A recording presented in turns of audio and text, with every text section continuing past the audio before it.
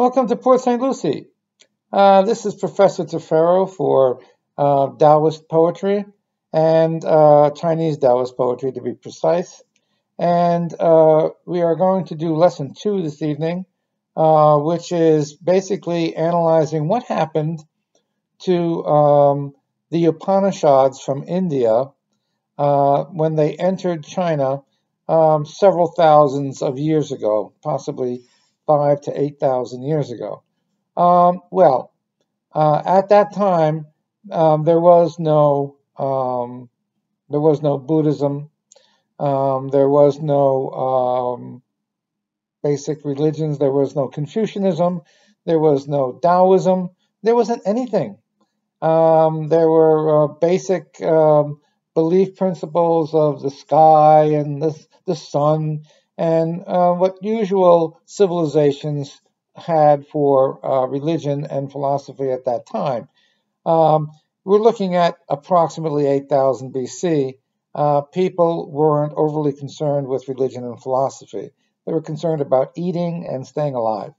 So, what happened when the Upanishads did reach the areas of Tibet and then wandered in to the east, to central China and beyond? Well, first of all, the powers that be in Tibet, the high priests or the medicine men who were in charge of the tribes, looked at the Upanishads and they said, well, we really can't use this. I mean, this puts all of the responsibility on people themselves, and we don't want to do that. We want to have the responsibility of taking care of all the people. We want the people to believe in us and our magic and our mystical powers. We don't want people to believe in themselves. That would defeat the whole purpose of trying to achieve power.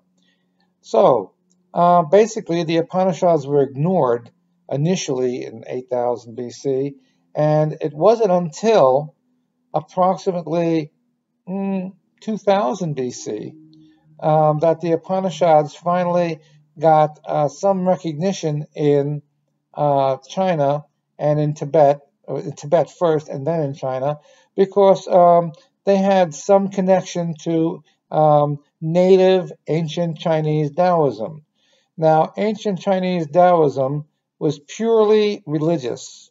It had thousands of gods and lots of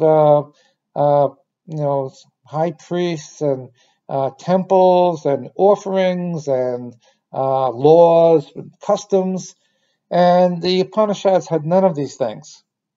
So, to a certain percentage of the people in Tibet, it appealed to them on a common sense level. It said, we don't have to listen to all of these priests and gods and all of these laws. We can just listen to ourselves. That makes sense to me. So the Upanishads began to get thousands of adherents within Taoism. Taoism became split at this time. It split between religious Taoism and philosophical Taoism. And the religious Taoism retained the gods, the laws, the priests, and the temples. And the philosophical Taoism, which had come from India, said, we don't need any of those things. We have philosophical Taoism, which is based on the Upanishads and common sense. We're going to take the individual approach.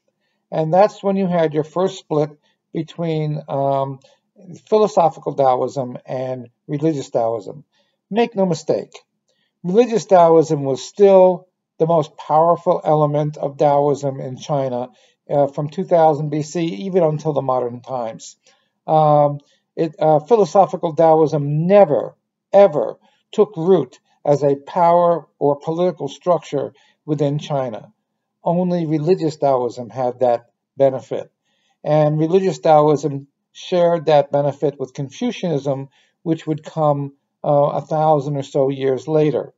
So, to be clear, initially there was just religious Taoism in China, then philosophical Taoism came to Tibet through the Upanishads and instituted philosophical Taoism, and now you had two types of Taoism within China, and you still do until this very day. Next time, we're going to examine what happened after the Upanishads were introduced into Tibet and other parts of China.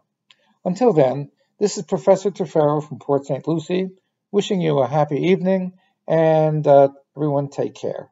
Bye-bye.